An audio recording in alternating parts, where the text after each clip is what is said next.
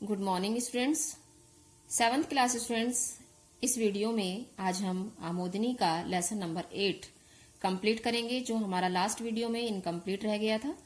तो इस वीडियो में हम आज कंप्लीट करते हैं चैप्टर नंबर 8। तो आइए खोलते हैं चैप्टर नंबर 8, जिसका नाम है प्यारे और निराले जीव। तो इस चैप्टर की कुछ एक्सरसाइज हमारी कंप्लीट हो गई थी, कुछ एक्सरसाइज हम इस वीडियो में करेंगे। तो ये बच्चों हमारी 4th एक्सरसाइज है, जिसे हम आज इस वीडियो में कंप्लीट करेंगे, जिसका जो हमारी एक्सरसाइज है, सही कथन पर सही तथा गलत कथन पर गलत का चिन्ह लगाइए। तो पहला हमारा वाक्य है, बंदर घर में घुसकर फल और सब्जियां खा गए थे। बिल्कुल सही वाक्य है ये, इसको हम टिक कर देंगे। सेकंड सेंटेंस है हमारा, मनुष्य ने ही जीवों का दुनिया में जीवन दूभर किया हुआ है। हाँ बच्चों, बिल्कुल सही बात है ये, तो इसको हम बिल्कुल सही है ये वाक्य, इसको हम टिक करेंगे। थर्ड सेंटेंस है, 4 अक्टूबर का दिन दुनिया भर में विश्व जीव कल्याण दिवस के रूप में मनाया जाता है। तो बच्चों ये वाक्य भी बिल्कुल सही है, इसको हम टिक कर देंगे। नेक्स्ट सेंटेंस है हमारा, सन 1681 में पुर्तगाली लोगों ने भोले भाले डोडो को मारकर खाना शुरू कर दिया था। ये हमारा गलत वाक्य है, तो इसको हम गलत कर देंगे, क्रॉस कर देंगे इस सेंटेंस को हम। अब हमारी नेक्स्ट एक्सरसाइज आती है भाषा बोध की एक्सरसाइज नंबर 1। इसमें क्या करना है हमें बच्चों, निम्नलिखित शब्दों के विलोम शब्द लिखिए। तो इसका विलोम शब्द है, समस्या का विलोम शब्द होगा समाधान, विनाश का होगा निर्माण, संतुलन का होगा असंतुलन। अब इधर वाली साइड पर आते हैं, देखिए कि ख आवश्यक का होगा अनावश्यक, क्रूरता दयालुता, पूर्ण अपूर्ण। तो ये हमारे विलोम शब्द हैं और ये हमारे कंप्लीट हो चुकी है एक्सरसाइज। नेक्स्ट एक्सरसाइज है हमारी, निम्नलिखित शब्दों का प्रयोग करके वाक्य बनाइए। तो ये बच्चों ये आपकी होमवर्क है, क्योंकि ये सारे ही वाक्य आपके इसमें लेसन में दिए गए हैं। इन शब्दों को प्रयोग करके आपको यहाँ वाक्य लिखना है कि इसमें पीछे दिया हुआ है, लेसन में ही है ये पूरा सेंटेंस, कि इस अधिनियम के तहत जीवों को सुरक्षित रखने का निर्णय लिया गया। इस तरह से ये सेंटेंस आपको बनाना है, ये आपको होमवर्क में करना है। नेक्स्ट एक्सरसाइज है हमारी, नीचे दिए गए शब्दों के अर्थ लिखकर उन्हें वाक्यों में प्रयोग कर उनमें अंतर स्पष्ट कीजिए। तो ये जैसे देखिए 2 शब्द दिए गए हैं, अगम और दुर्गम। इसका अर्थ आपको लिखना है और वाक्य प्रयोग करना है। तो बच्चों अर्थ मैंने इसका यहाँ वीडियो में लिख दिया है, और वाक्य प्रयोग आप अपनी मर्जी से जो भी बना सकते हैं वो बना लीजिए अपनी बुक में। मैंने वाक्य नहीं बनाए हैं, केवल अर्थ ही लिखा है। और जब आप वाक्य बनाएंगे तो बच्चों वाक्य में इस शब्द का प्रयोग होना है, अगम का, इसका प्रयोग नहीं होना है। ठीक है, अगम शब्द का प्रयोग होना है वाक्य बनाते समय। तो अगम मीन्स होता है जहां पहुंचा ना जा सके, अर्थात जहां पहुंचना असंभव हो, वो अगम होता है। और दुर्गम होता है जहां पहुंचना मुश्किल हो, अर्थात पहुंच तो सकते हैं वहां, लेकिन मुश्किल होता है पहुंचना। अनुरोध, किसी विशेष काम के लिए किसी व्यक्ति विशेष से अनुरोध करना, यानी कि किसी व्यक्ति से ही किसी काम के लिए अनुरोध करना। और प्रार्थना, यानी कि ईश्वर से की गई जो है वो प्रार्थना होती है, और व्यक्ति से किया गया जो है वो अनुरोध होता है। दूसरा है पुत्र, पुत्र मीन्स अपना बच्चा होता है। और बालक, यानी कि कोई भी बच्चा, किसी भी बच्चे को हम बालक कहकर यूज कर सकते हैं। कोई भी बच्चा इसमें होता है, और पुत्र में अपना बच्चा होता है माता पिता का। व्यय मीन्स खर्च, व्यय करना, खर्च करना, कितना भी खर्च कर सकते हैं तो हम उसको कहेंगे व्यय करना, हमारा इतना व्यय हो गया। और ये अपव्यय है, अपव्यय का मतलब तो होता है सोच समझकर खर्च करना, कम खर्च करना। ठीक है, नेक्स्ट हमारा शब्द है स्वागत, किसी को शिष्टाचारवश सम्मान देना, यानी कि एटिकेट्स दिखाना, ये स्वागत होता है। और अभिनंदन, किसी को सम्मानित करने के उद्देश्य से समारोह आयोजित करना, अर्थात किसी फंक्शन में किसी को सम्मानित करना जो है वो अभिनंदन कहलाता है, किसी का अभिनंदन करना। परीक्षक, यानी कि परखने वाला, किसी काम को परखने वाला, उसका अच्छा बुरा सब कुछ हर तरह का निर्णय लेने वाला। और निरीक्षक मीन्स होता है केवल जांच करने वाला, वो परखता नहीं है, केवल उसकी जांच करता है, अपने निरीक्षण में वो कार्य करवाता है निरीक्षक। और परीक्षक का मतलब होता है पूरी तरह से उसको परखना, यानी कि किसी निर्णय पर पहुंचना।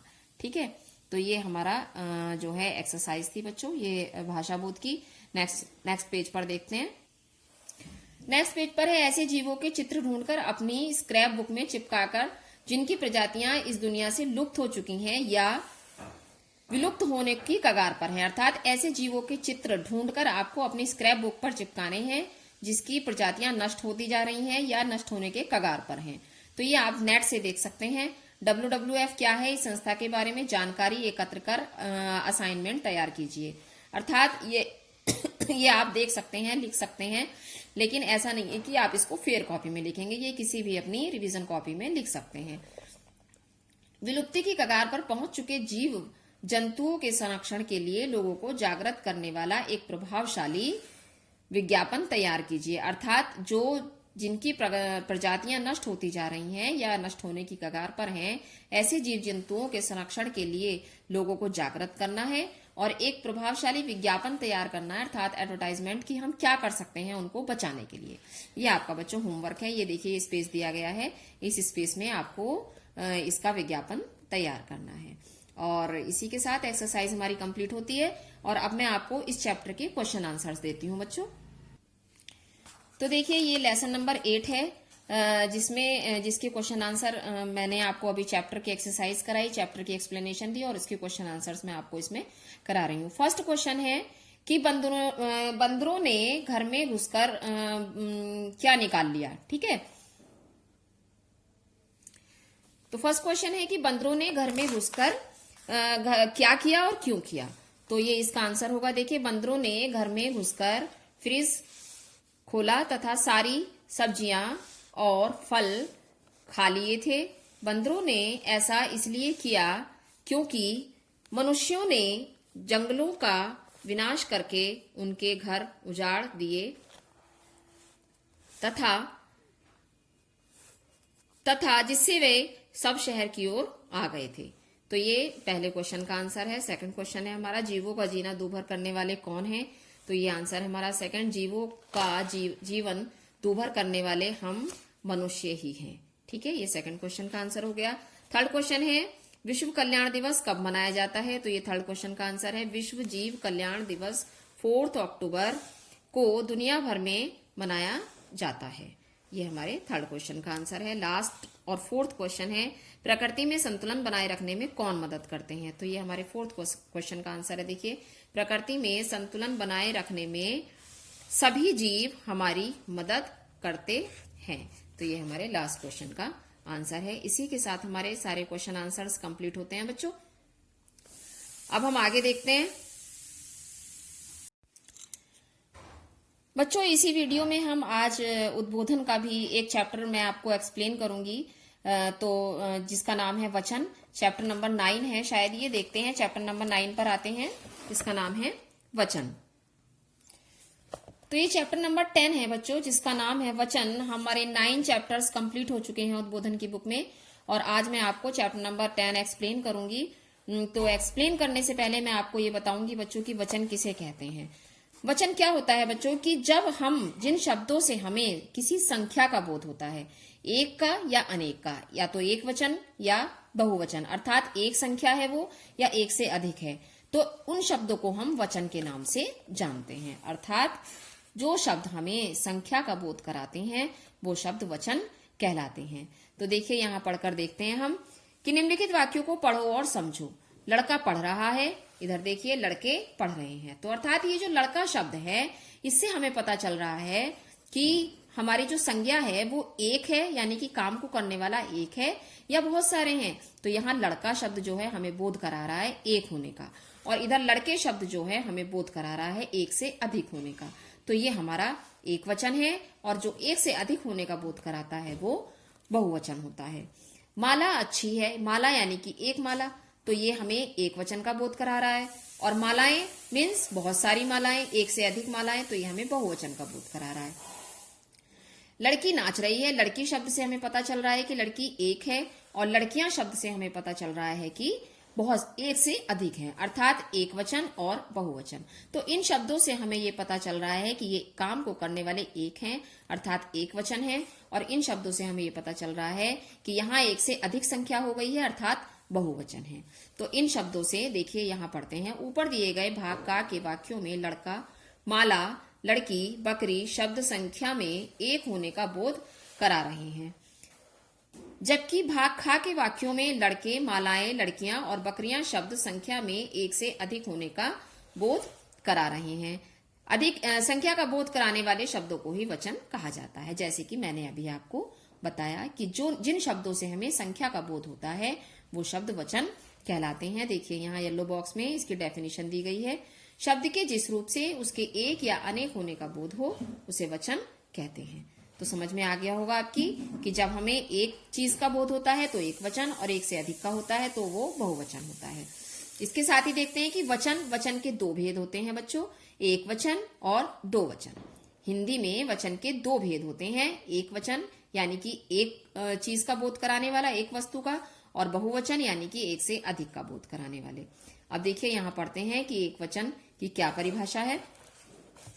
शब्द का वह रूप जिससे किसी वस्तु, प्राणी, व्यक्ति या पदार्थ के एक होने का बोध होता है उसे एक वचन कहते हैं। जैसे साइकिल, पुस्तक, मेज, कुर्सी, तोता, बिल्ली आदि। अर्थात इन शब्दों से हमें एक होने का बोध हो रहा है तो ये हम एक वचन कहेंगे इसको। ये है बहुवचन। बहुवचन क्या है बच्चों? शब्द का वह रूप जिससे किसी वस्तु, प्राणी, व्यक्ति या पदार्थ के दो या दो से अधिक होने का बोध होता है, अर्थात जिसकी संख्या दो या दो से अधिक होती है उसे बहुवचन कहते हैं। जैसे साइकिलें, पुस्तकें, मेजें, कुर्सियां, तोते, बिल्लियां आदि। अर्थात इन शब्दों से हमें एक से अधिक होने का बोध हो रहा है तो ये हमारे बहुवचन कहलाएंगे। ठीक है, अब ये हम देखते हैं, नीचे आते हैं कि वचन की पहचान कैसे होती है। तो वचन की पहचान दो प्रकार से होती है, संज्ञा और सर्वनाम शब्दों से। अर्थात जो संज्ञा शब्द होते हैं उनसे वो एक है या अधिक है तो हमें एक वचन या बहुवचन की पहचान होगी, या फिर सर्वनाम शब्दों से होती है कि संज्ञा के स्थान पर जो शब्द प्रयोग किए जाते हैं। अर्थात मैं अगर है तो एक वचन है वो, और हम हैं तो यानी कि बहुत सारे हैं तो वो बहुवचन है। तो इससे हमें पता चलता है संज्ञा या सर्वनाम शब्दों से एक या अधिक होने का, एक से अधिक होने का बोध होता है।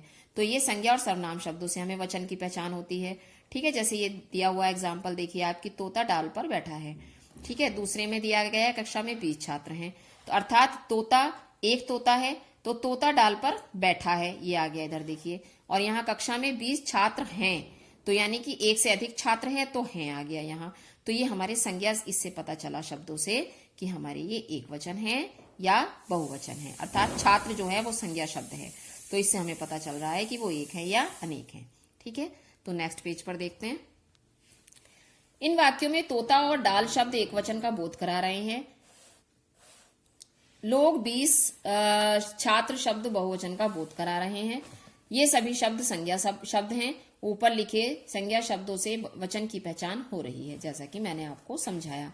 अब ये देख लीजिए, मैं पुस्तक पढ़ रहा हूं, उन्हें कौन नहीं जानता, मुझे 10 रुपए दो, हम विद्यालय जा रहे हैं। अर्थात इन शब्दों से मैं यानी कि एक वचन, उन्हें एक से अधिक है, मुझे एक वचन, हम बहुवचन। तो इन शब्दों से पहचान हो रही है कि एक वचन है या बहुवचन है। इन वाक्यों में मैं, मुझे शब्द एक वचन का बोध करा रहे हैं, जबकि हम और उन्हें शब्द बहुवचन का बोध करा रहे हैं। ये सभी सर्वनाम शब्द हैं। इन सर्वनाम शब्दों से वचन की पहचान हो रही है तो ये हम समझ सकते हैं कि ये एक वचन है या बहुवचन है। अब होता है क्रिया शब्दों से। क्रिया शब्दों से कैसे होता है देखिए कि कई बार क्रिया शब्दों से वचन की पहचान होती है, क्योंकि क्रियाओं का रूप भी बहुवचन और बहुवचन संज्ञाओं से होता है। ठीक है, इन वाक्यों में क्रिया शब्दों से ही बहुवचन की पहचान हो रही है।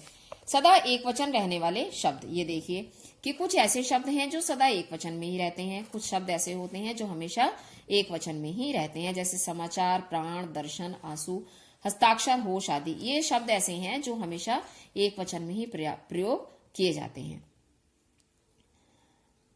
दूसरा है, ये एक वचन शब्द हैं परंतु इनका प्रयोग हमेशा बहुवचन में होता है। ये शब्द एक वचन है लेकिन इन्हें हम हमेशा बहुवचन करके बोलते हैं। जैसे समाचार समाप्त हो गए, तो समाचार वैसे एक ही शब्द है लेकिन जो है इसको हम बोलेंगे तो समाचार समाप्त हो गए यानी कि बहुवचन में प्रयोग करके बोलेंगे। दर्शन, हमें आपके दर्शन हो गए, मीन्स बहुवचन में हम इसका प्रयोग करते हैं। आंसू, मेरे आंसू निकल आए, तो ये नहीं कहते कभी आंसू आ गया, आंसू आ गए यानी कि बहुत सारे, तो मीन्स ये बहुवचन में प्रयोग हो गया। नेक्स्ट, सदा बहुवचन रहने वाले शब्द। इनका प्रयोग सदा बहुवचन के रूप में होता है। ये शब्द हैं गण, परिवार, सेना, दल, जाति आदि। ये यानी कि एक वचन होते हुए भी इनका शब्द हम बहुवचन में करते हैं। मीन्स एक वचन होता है ये, जैसे सेना। वैसे तो सेना में बहुत सारे लोग होते हैं, परिवार में बहुत सारे होते हैं, पर यह मेरा परिवार है, यानी कि एक वचन के रूप में हम इसका प्रयोग करते हैं। दल कहाँ जा रहा है, दल कहाँ जा रहे नहीं बोलते, दल कहाँ जा रहा है। दल में बहुत सारे लोग हैं, लेकिन इसका हम प्रयोग एक वचन में ही करते हैं। ठीक है, अब नीचे आ जाते हैं। पुल्लिंग शब्दों के आ को ए में बदलने से, अब वचन परिवर्तन दिया गया है बच्चों की, कैसे वचन इसका हम परिवर्तन करते हैं।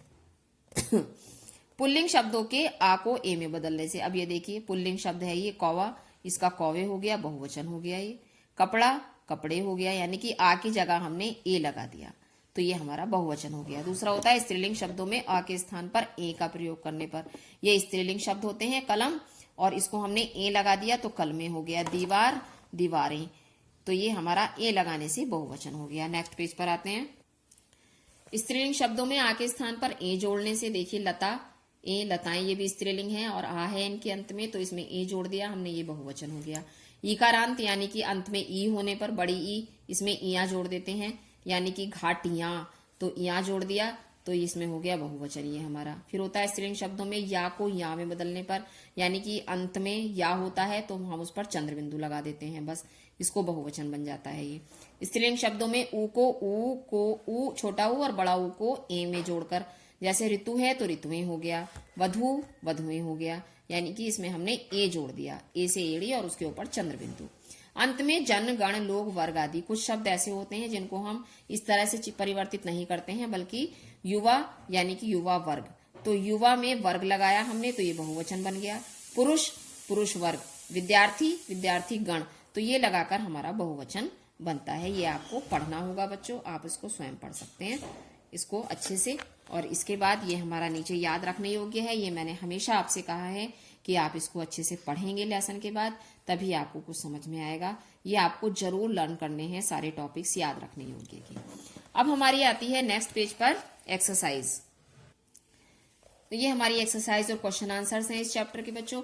मैं आपको ये इस वीडियो में नहीं कराऊंगी, नेक्स्ट वीडियो में मैं आपको इसके क्वेश्चन आंसर्स और एक्सरसाइज कराऊंगी, क्योंकि ज्यादा भी फिर समझ में नहीं आता है। हमारा लेसन नंबर 8 आमोदिनी में कंप्लीट हो गया और लेसन नंबर 9 की एक्सप्लेनेशन हमने आपको अब दे दी है, और इसके क्वेश्चन आंसर्स और एक्सरसाइज मैं आपको नेक्स्ट वीडियो में दूंगी। इसी के साथ धन्यवाद